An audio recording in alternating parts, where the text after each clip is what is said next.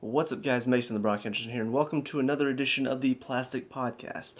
Today I'm going to talk a little bit about the transfers that we've done in the summer of 2020, and also just look ahead to the season and make some predictions and all that. Because, let's be honest, it's been a pretty good summer for us, with all the transfers that we brought in. Some of the transfers that we made, maybe on the weaker side a bit, and I talked about a little bit in my last my last podcast about that. But yeah, so let's go ahead and jump right into it. First of all, the players that we've brought in, and we still are possibly looking to bring in more, is fantastic. You've got, first of all, what is one of the biggest weaknesses we had last season? Defense. Well, we brought in Thiago Silva to bring some intelligence and some leadership, hopefully, back there. Because, obviously he's older. He's 35, going on 36.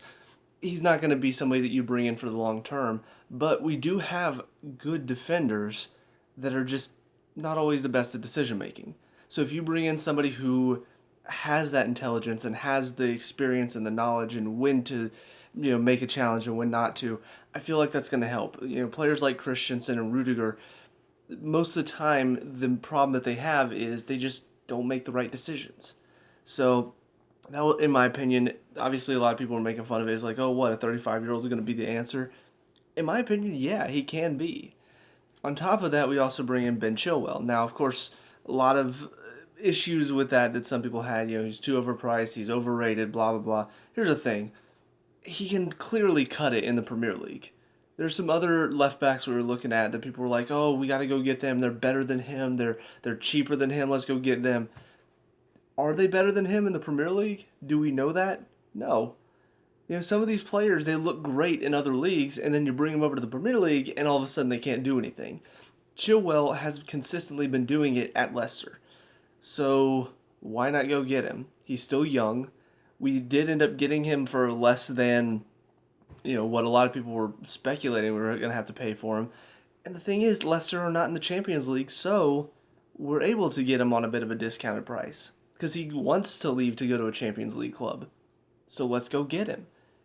And obviously, we still have Alonso there, so he can be a pretty good, option if you want to go with a back three and have him as a wing back. He's a good option to have too. But Chilwell's going to come in and he's just going to bring, I think, more defensive capability than either Alonso or Emerson have. And that's something we've been lacking in that position for a long time. Even when Dave plays over there, he's still not a left back. He still feels like he's out of position. So I really do think he was a good pickup. The one guy that we were looking at, Reguilin, whatever his name was, I actually watched him play against. Who was it? I think I watched him play against Man U in the Europa League, and I just watching him. All I can think is, my God, like he looks like another Emerson. He had some hard runs to make. He had some good plays that he made, but ultimately he faded out of the game because he lost his creative ability somewhere halfway through the game. Like he couldn't do anything anymore once Man U figured him out. I'm just like, that's another Emerson. I don't want another Emerson. I want someone who's going to be able to not only attack but also defend well too. And honestly, he got beat behind several times, which is also something Emerson does. So I'm happy with the Chilwell transfer. I'm glad we got him in. I think he's going to do fine. I think a lot of these people that are just freaking out because it's another English player and they're like, oh, we're just all getting English players. Well, yeah, we do need English players too. But I think this is a good English player that we're bringing in. He's going to be still growing, but I think he's going to get even better than we've seen him in the Premier League, which is great. So, aside from that, we also, of course, brought in some great attacking talent. Timo Werner, Hakim Ziyech. Yeah, I have them all here just in case. We also brought in Kai Havertz recently. And just young defender Malang Sarr, who immediately went out on loan, I believe. Or is planning on going out on loan. But, all three of the attacking talent, though, players that we've seen before, players that have just been, making headlines in other leagues. Can they come over here and do it in the Premier League? I think so. Um, I think it might take some time, and I do feel like one of the big things is just be patient. Because with you look at Christian Pulisic, when he first came in, he wasn't really that involved. He did okay. He came off the bench with some good sub appearances, but when he'd start, it was like he's still trying to find his feet. Well, half a year later, he's tearing it up now. He's doing what we've always expected him to do when we first brought him in.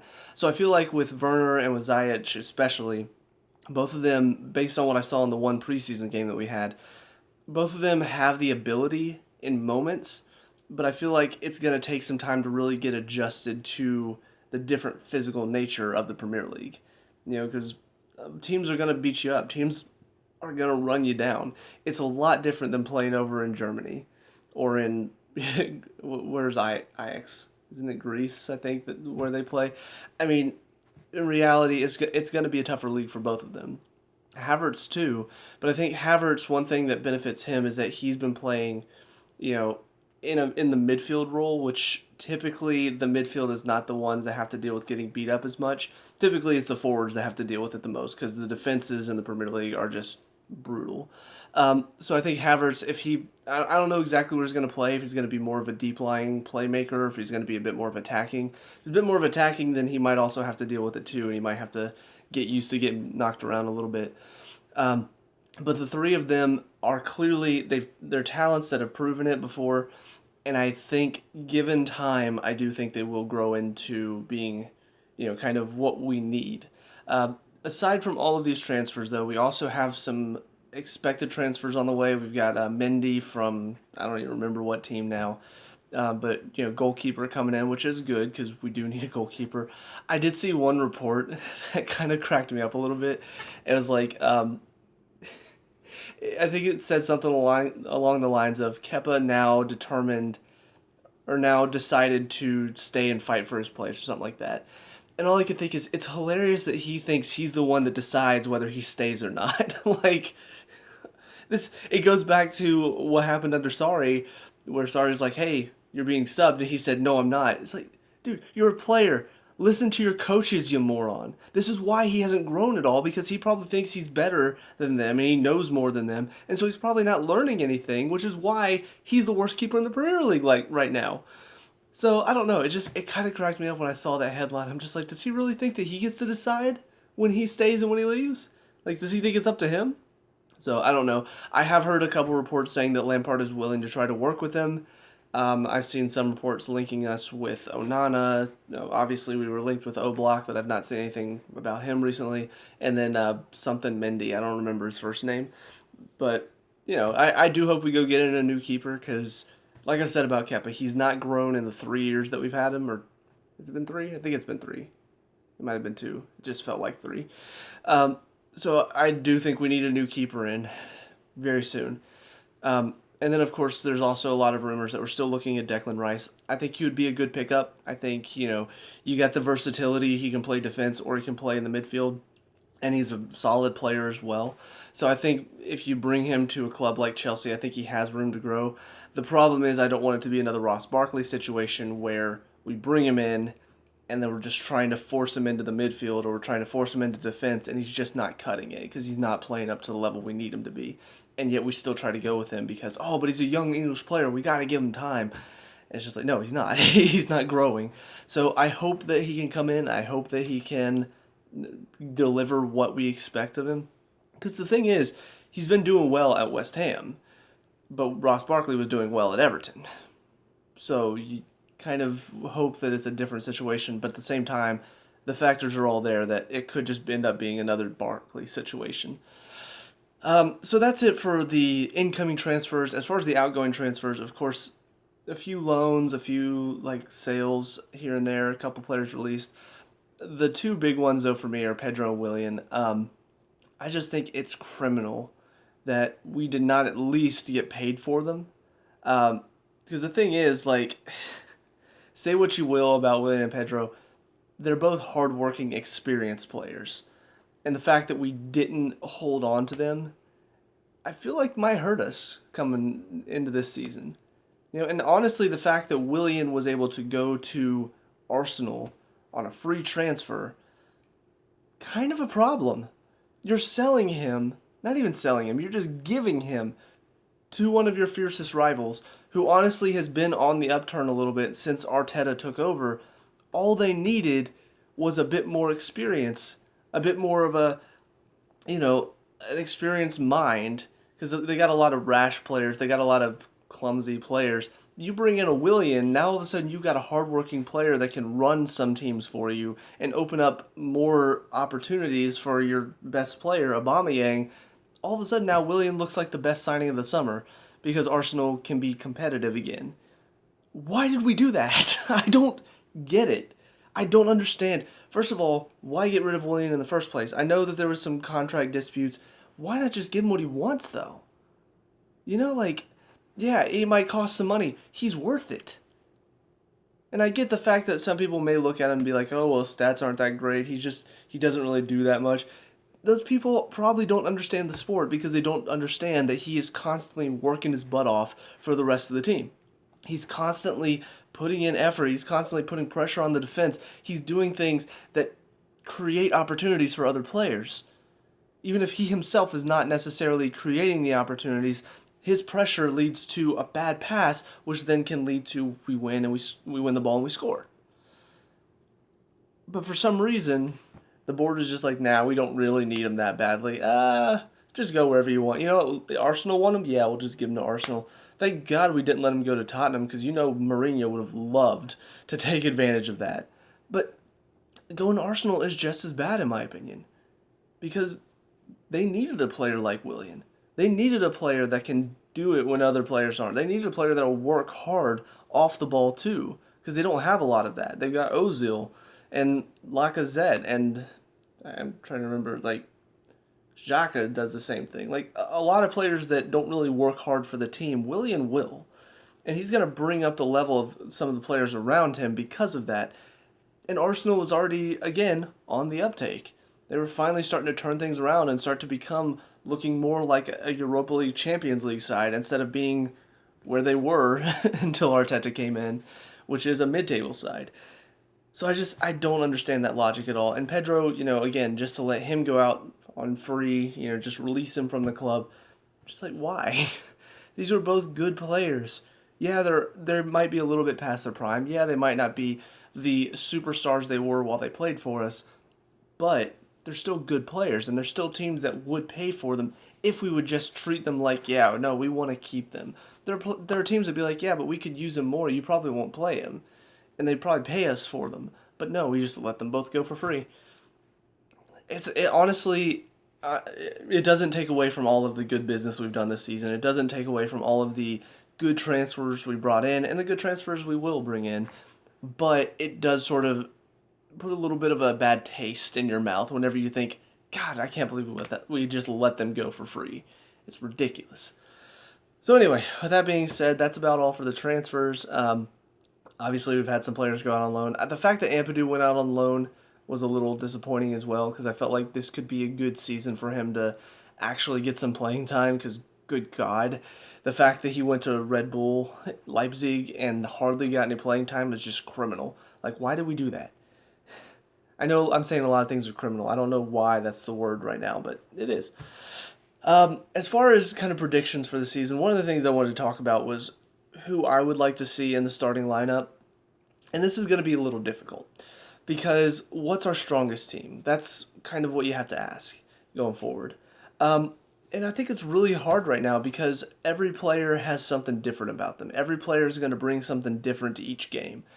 So I really do think that you kind of have to set up your team based on who you're playing. And I get that's not normally what you'd want to do. Normally you want to have your starting 11 and then that's it. You don't want to have to make a lot of switches except for, rotation because of legs or if injuries happen.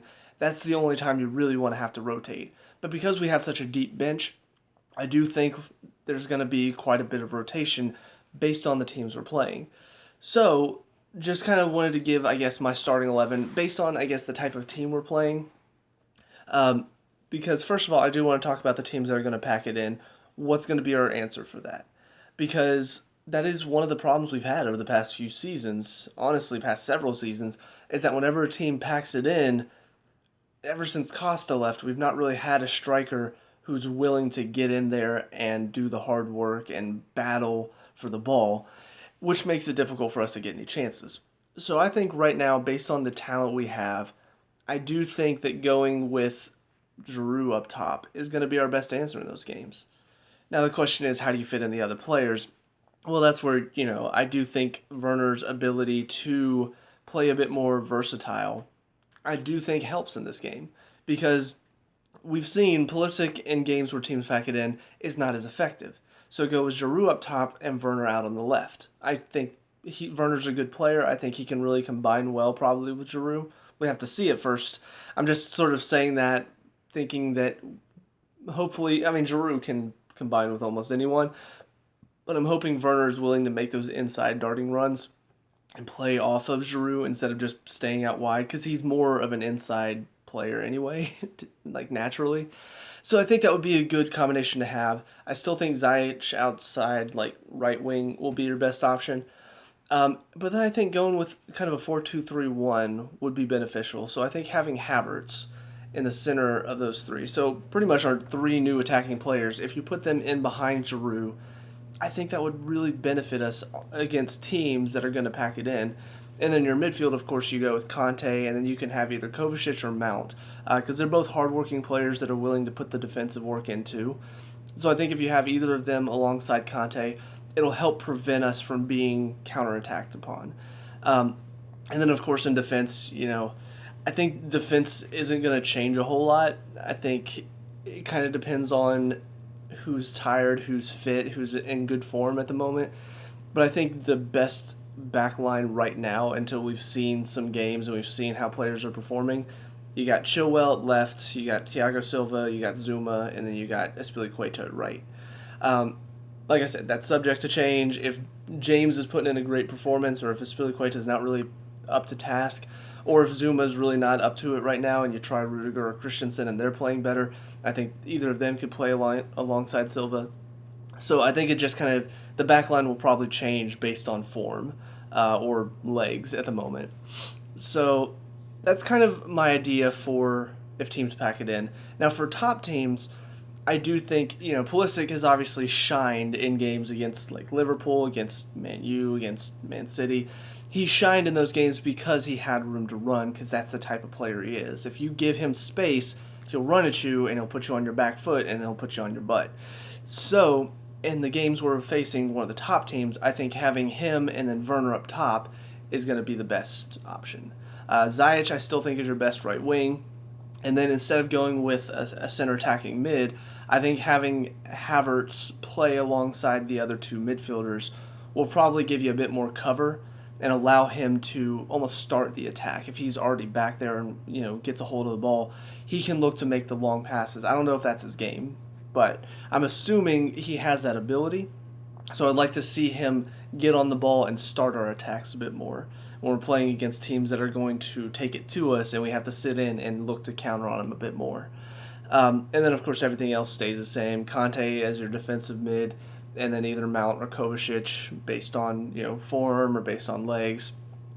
And then the back line, like I said, should be about the same. So I feel like I just wanted to talk about, I guess, my opinions because I wanted to start a discussion, be like, well, what do you guys think? But I really do think like it does give us some good versatility when it comes to playing against different types of teams and trying to break some teams down while also trying to defend against others. I think we've got that ability now with some of the players we brought in, with some of the versatility those players have. I think it's going to be really fun to watch this season. And then finally, I wanted to make some predictions, I guess, just about the season in general and about maybe some of the other teams too, just because it's fun to make predictions.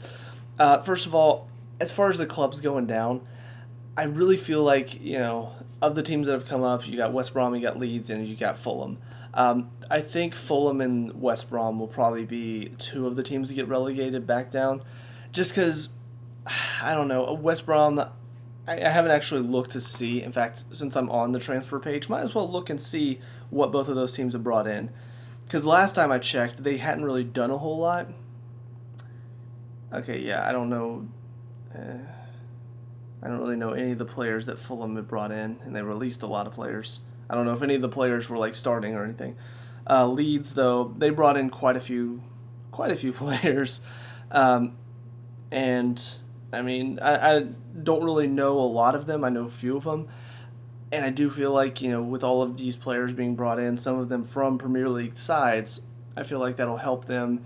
Also, Leeds is back in the Premier League. They want to stay. It's been a long time since they've been there. So I think that kind of extra desire will give them that bump to stay out of relegation. And then West Brom, yeah, again, they've only brought in 5, and they're all from like lower Premier League sides. So I just feel like Fulham and West Brom have not really done enough in the summer to prepare for coming back up to the Premier League. And I mean, let's just face it, the Premier League right now is a really tough competition to be a part of. So if you're not doing anything to push yourself to get better, I feel like you're probably not going to last very long. And Fulham and West Brom for me have just not done enough transfer-wise to prepare. Now, could be wrong. We'll see. As far as the third team to go down, I would love if it were Southampton, because I just don't really like Southampton. They're kind of they're a club that doesn't really aspire for anything other than just to be in the Premier League. Like they always end up with these top talents coming out of their academy, and they're just like, yeah, we'll just sell them off. It's fine. We'll stay in the Premier League. That's what we really want. So I'd love to see Southampton get relegated because of that model. Just it's frustrating to me. But if I had to take a guess, I'm gonna say probably West Ham this season will be the first or the third team to get relegated. Just because, I mean, and I know I just closed out the app, which was dumb of me. I probably should have kept it open just to look at some of the transfers. But they were already a team that they weren't really doing much last season to combat, to stay up, all that stuff. They were already kind of on their way out, it seemed like. And then, of course, at the end, it seemed like, oh, well, we turned it around. But yeah, they've only brought in 2 players. One of them from AFC Wimbledon. Yeah. So, it's kind of one of those situations where you nearly dropped, you nearly got relegated. You need to do something to change things around, and they haven't. So, I don't know. Because watching West Ham, they've not really been a fun team to watch. They've not really been an interesting team to watch. It seems like they've been on the verge for a while, and then finally last season was where it felt like, oh, well, here we go. But then they managed to beat the drop, and they got out. I just don't think they can do it again this season. I think, you brought David Moyes back. I don't know what the plan was there because he didn't work out there before. But yeah, I don't think they've done much of anything in the transfer window this summer to save themselves. And I just think the teams around them have done more. And honestly, they've shown a bit more fight than West Ham did at the end of last season. So I feel like they're going to be the third one. As far as the 4 teams going to the Champions League, of course, as a Chelsea fan, I want to say Chelsea's up there, but I really do think, based on the players we brought in, it might take a little bit to get our season going, but I feel like once we start to put together that run of form and once we start to figure out how we're going to play, I think it'll start to come along, we'll put together some wins, and we'll actually be able to fight for the top spot. I think Liverpool and Man City are still going to be up there as well. Man City, I know, have brought in like 1 or 2 players. Liverpool brought in like 1 guy. So I think the 3 of them will definitely be fighting out for the top spot. I don't know. I'm kind of hesitant to say that Man U will be the 4th team fighting for the top spot, just because, I mean, the media seems to really think, oh yeah, Man U just got it this season, Ole's at the wheel again, blah, blah, blah, blah, blah, all that stuff. The media is very convincing at trying to say, hey, Man U, look at what they're going to do. Mason Greenwood is tearing it up right now. You've got Martial's playing well, Rashford, yeah, he's so good. You got Fernandez tearing it up in the Nations League or whatever.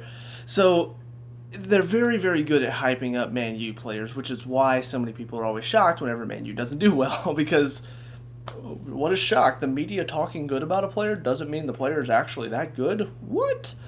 But that tends to be what happened with Man U.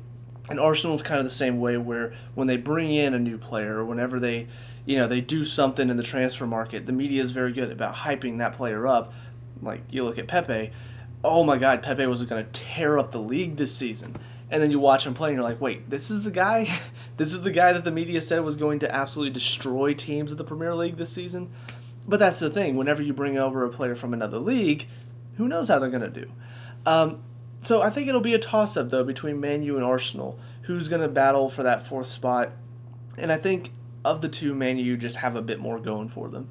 They seem to be back in that rhythm of they're playing pretty well, they're getting together some results, and I'm not saying anything, but they tend to get a lot of cheap penalties over the past several games of the end of last season.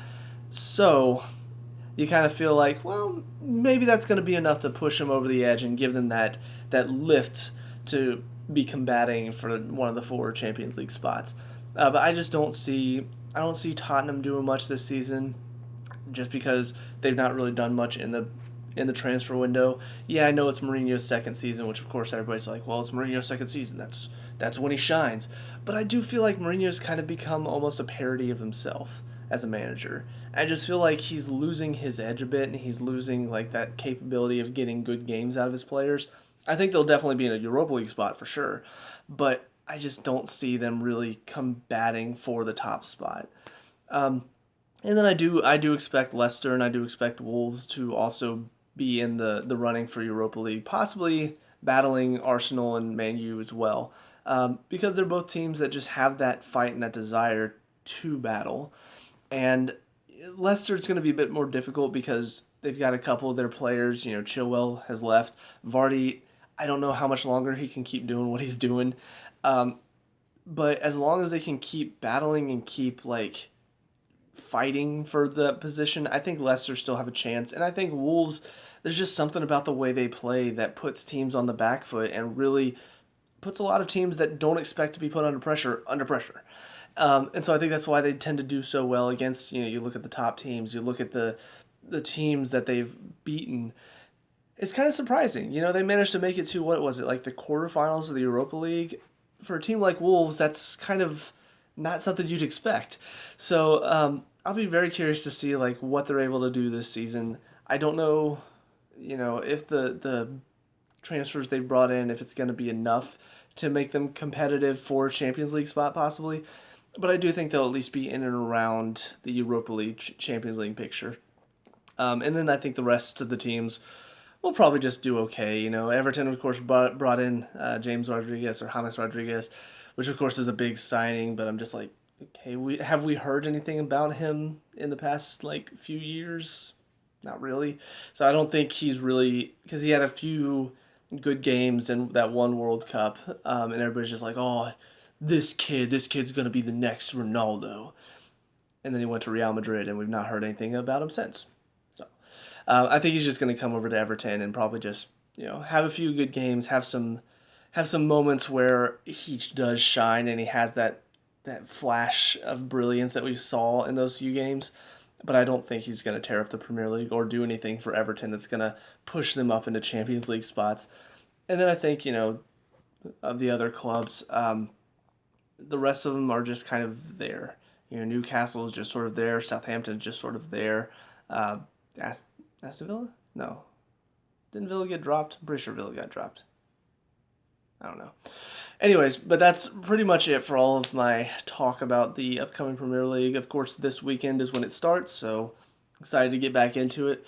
But yeah, that's it for me. So let me know what you guys think down in the comment section below. What are your thoughts on this upcoming season? What are your thoughts on Chelsea's transfers? Let me know. We can talk about and discuss all that good stuff.